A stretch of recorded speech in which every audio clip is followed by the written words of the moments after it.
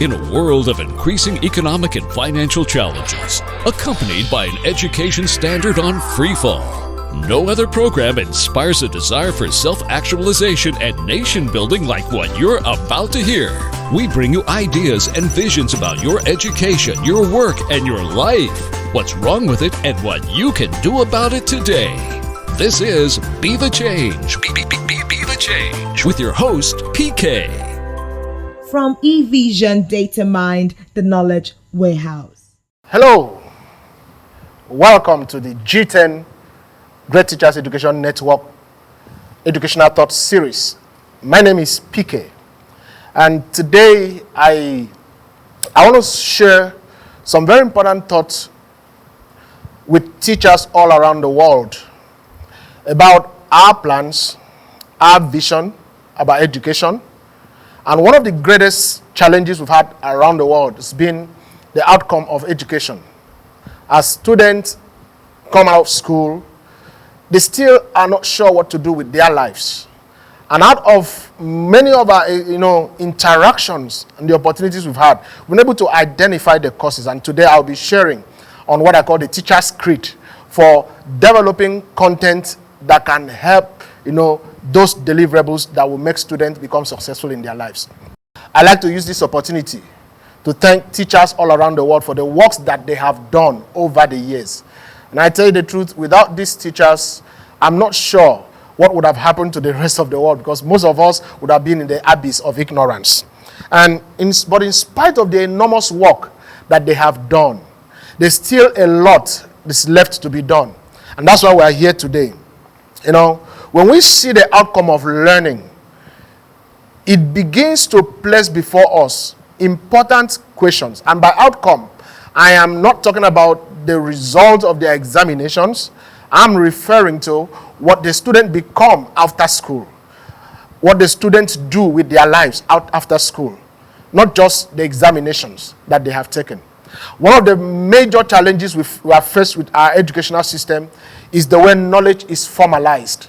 Knowledge has been largely formalized through examination.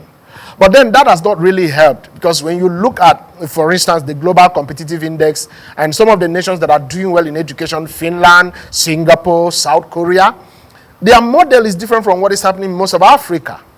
And this is not unfounded, because our content has been wrongly packaged over the years. You will agree with me, 96 to 99% of academic success is tied mainly to cognitive ability. So they pass mathematics, they pass physics, they pass chemistry. But then that does not, come directly tied to the result that they have in their lives. And coupled with the general, notion around our society, through the church, through the family, through even guidance and counseling from schools. So many students are told, go to school, read your books, pass your exams, then you have good grades. Then when you come out, you have a good job. But then that doesn't really happen to be so. Otherwise, why are we having many without jobs? Because they've been wrongly advised. And today, what I want to share with you is about delivery, is about content that the teacher will have in school. And I've jotted down some important thoughts. These are not just things I want to share with people. These are the things we do. We have our results. We've talked to students over a long period of time, and our result is spoken for itself. And we've seen the result that we require, which we want to share with others around the world to also implement and be able to come out with the expected outcome. Stay with me, don't go away. I'll be right back to continue with the Great Teachers Education Network Thought Series. Don't go away. Be the Change. Be the Change with your host, PK. From evisiondatamind, the knowledge warehouse. I'd like to welcome you back to the Great Teacher Educational Thought Series with PK. Now, I'd like to ask a question. If you're a teacher, the question I want to know from you, the content that you've been teaching others, has it affected you? Has it changed you? And this is very important, because you cannot give what you do not have. You cannot change the world with something that is not in your heart, that have not been tested and proven to work. More often, we have teachers who deliver content, And all they bother about is preparing, students and people in education for examinations. And the challenge with that model of teaching has been that the outcome has never really been pleasant. They may pass the exams, that is beautiful. They may have the good result, that is beautiful. But what happens to their life after school?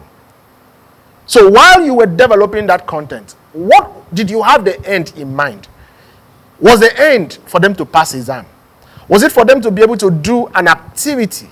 And if it was for an activity, was that activity supposed to lead them to another outcome for their lives beyond the school? These are the issues we are going to be dealing with.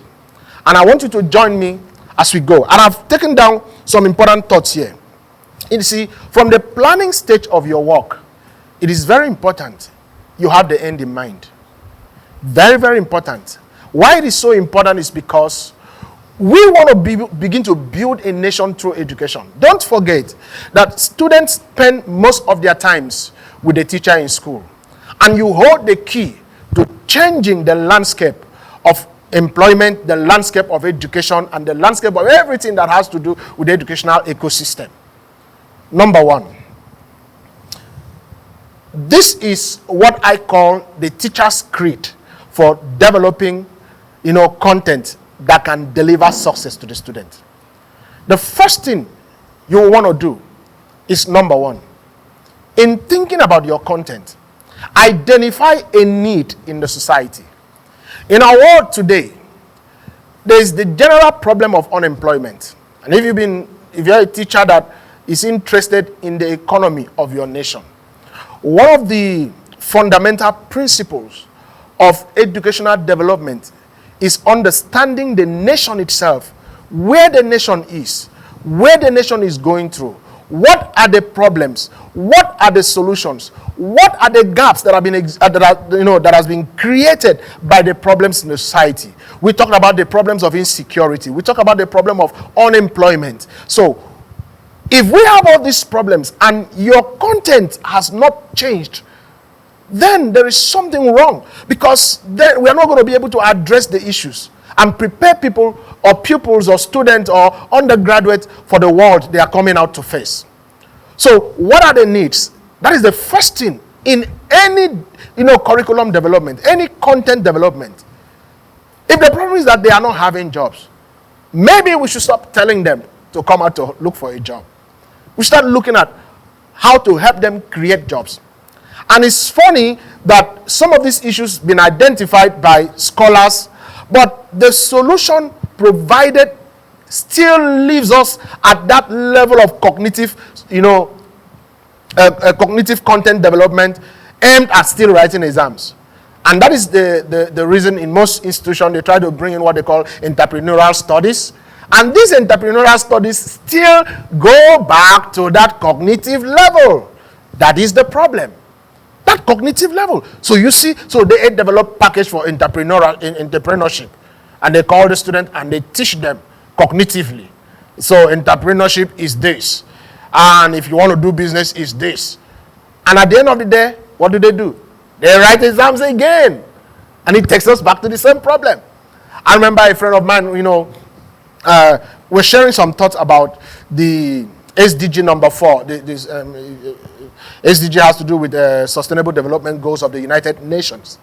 And he said to me that a particular individual had applied for a job in his organization. And the individual said that she is a graduate from a course of study called entrepreneurial studies. And I was like, then why is she looking for a job? Entrepreneurial studies was supposed to prepare her to create a job, to create a business. So why is she looking for a job? And would you blame her? No, because those who taught her entrepreneurial studies are not people in business, first of all, and they don't understand how to create business from first principles. Then they also prepared them with the same mistakes that we've had over the years. If you look at the educational structure of society, there are 3 fundamentals that need to typically be looked at. Number 1 is the cognitive domain. Number 2 is the affective domain. Number 3 is the psychomotor domain. At the psychomotor level, it is when you see actions being taken on content that you know. You see people, if I can teach you about music and give you exams and you answer the exams and tell me all the stories about music, that is not the same thing as entering into a studio and understanding that you have to sing and develop solfa notation and begin to write the music and then sing it. The art of singing itself is psychomotor, but the concept of understanding the theory of music and writing exams about it is cognitive, and that is the problem. And so we're not going to be able to solve problems by just focusing on cognitive domain. That is where we are, and that is the issues we need to address. So in identifying the needs, you know what are the problems, and then develop content that help them to solve the problems. One of the things gotten me concerned about our educational system is, go to the universities. You have lecturers in Department of Architecture, in building department. But then find out who are the people building the blocks in the campuses. Contractors, not the student. Contractors, not the student. So if they cannot even take up a project, apart from doing 3D models or prototypes of building, which is done on cardboard and all of those things, the real building are not done by the student. Isn't that a misnomer? I thought the student should be the one building the houses, being guided, doing the soil test, setting the structures. I thought that would have been good. But it's not done. They wait until they come out of school. That needs to be corrected. And that is identifying the needs. You talk about businesses. They may study business administration. They are not going to know what business administration is. Because training is different from teaching. Training is different from telling. Training is instruction plus practice. And practice in a laboratory is not the same thing as practice in real life. It is training that will change the structure of a man's brain to perform an action. And until that happens, they are not going to be able to, develop capacity and competency. True competency is a conglomeration of three important ideologies. Number one, your skill. Number two, your knowledge. And number three, strong desire. And until those three have a meeting point, there is no competency. There is no competency where the student does not develop abilities while they are in school. So I was talking about business. What stopped them from identifying opportunities and getting to sign up with Corporate Affairs Commission, form groups, those groups that they form, and start up a business. And then they are watched on how they grow the business, even in the campus, and selling their ideas, even in the campus. What stops them? Nothing, except that it is not yet an idea, because we're still raising them up to come out to look for a job. So stay with that thought as we take a break, and when we return, we will continue with the rest of the thought. Don't go away. Be the change. Be the change with your host, PK. From evisiondatamind, the knowledge warehouse. Welcome back to the G10 Educational Thought Series. In the last discussion, we talked about identifying a need. Now, the second important consideration in building a curriculum is that after you have identified a need, you develop a portfolio for that need. In other words, begin to build a portfolio. By portfolio, identify the input, the content, what will be required, the materials, the resources that will be required, how many students, the links, the textbook, the materials, the information, and all of those content, input, and then also chart what will be your outcome. What is going to be the outcome? How are you going to measure understanding? One of the things I do is, I want to look at objectives of learning objectives. And it's sad to say that most learning objectives that I have seen are generic, and they do not have measurable outcome. if they are not measurable, you cannot, really confirm if you have achieved that outcome. For instance, someone says, at the end of the day, this class, students should be able to understand this concept. That is not an objective. Because how do you measure understanding? What actions should be taken to prove that there's understanding? Writing a cognitive exams and passing it is not enough proof to show understanding. Not enough. So how do you measure it? So your objective should be able to say, this student should be able to ride a bicycle, for instance. And when he climbs on the bicycle and he's not able to ride, then you know he's not been able to get the content. Or he wasn't able to get the content. This student should be able to start this business or work in group. This student should be able to make presentation. If someone makes presentation that is acceptable, it is measurable. It can be measured. But when you say understand, be able to write his name, is measurable. So objectives that have, verb action words are the ones that truly define if your outcome is going to be, received, or the outcome of your training is having the result, the desired intention. So build a portfolio, get the requirements, get the content, get the input, understand the output, begin to work those issues out. When you do this, you are preparing your students to be successful. Otherwise, you just want them to write exams. Number 3, the third important thing you do while building and developing content for whatever it is, and that's why I registered for a particular program some years back. That was 2013. Now I wanted to study information technology, but I was surprised that in 2013 the lecture notes that we were given taught us about Windows. And they thought the best Windows version to teach us was Windows 98 in 2013. That at that point, 2013, XP was already out of use. When we talk of Windows NT, new technology, they were out of use. But they were teaching us about Windows 98. The interface of Windows 98 with today's Windows there is no relationship. There is nothing to show. And many of the students, as I found out, many of them never use computers. How are you going to pass knowledge that way? Why was it so? Because when that content was developed, it was developed when Windows 98 was active. And as I checked, the last review of that handout was in 2012. But by 2013, they were still talking about Windows 98. It doesn't make sense. It doesn't make sense. If the student was to rely on such content to be educated, that student is already behind time.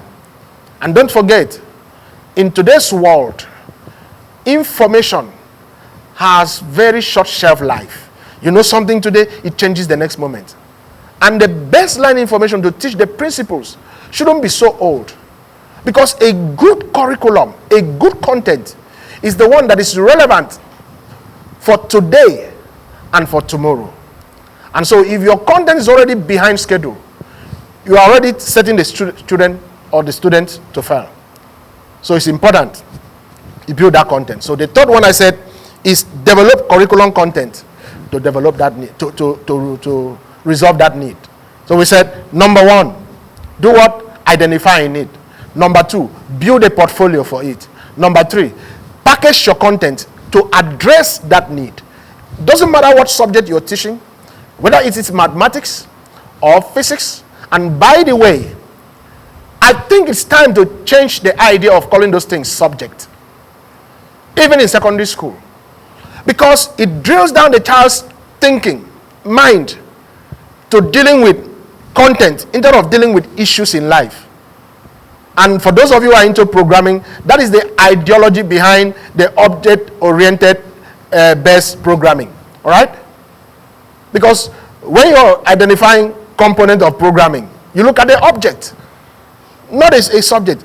So you can call mathematics a concept, but what is this concept supposed to address? And that's the reason many of the subjects, so to say, or concepts taught in schools don't really have direct tie. So when you're teaching someone the y, the x, what does it mean in real life? What does it mean? Where is it applicable in real life? It is never talked about. Because when people can tie in knowledge to their day-to-day engagement, it becomes easy to love that subject. You see? Yeah, that is true. So when you're saying longitude and latitude, what does it mean to the student? What does it mean? And you talk about Ohm's law. What does it mean? Where is it applicable? And that's the problem in most schools in Africa. Because of the over-dependence on cognitive capacity, Africa has been orchestrated to administrate. Because all they do is study, know, write exams. No productivity, no action, nothing done to produce anything. So it's a big challenge, and that's why we're addressing them. And so at this point, I'd like you to think on those three thoughts. And when we come back, we'll tell you more. Don't go away. Thanks for joining us today for the Be the Change Educational Thought Series with PK. We trust you've been inspired by what you heard. For more information about this and other eVision MediaWorks productions, visit our website, evisiondatamind.org, and on Facebook at facebook.com/evisiondatamind, and on Twitter at twitter.com/evisiondatamind. You can call us at +234 802 685 8881. Join us again for another exciting episode. This program was brought to you by eVision MediaWorks. eVision Datamind lets you do greater things.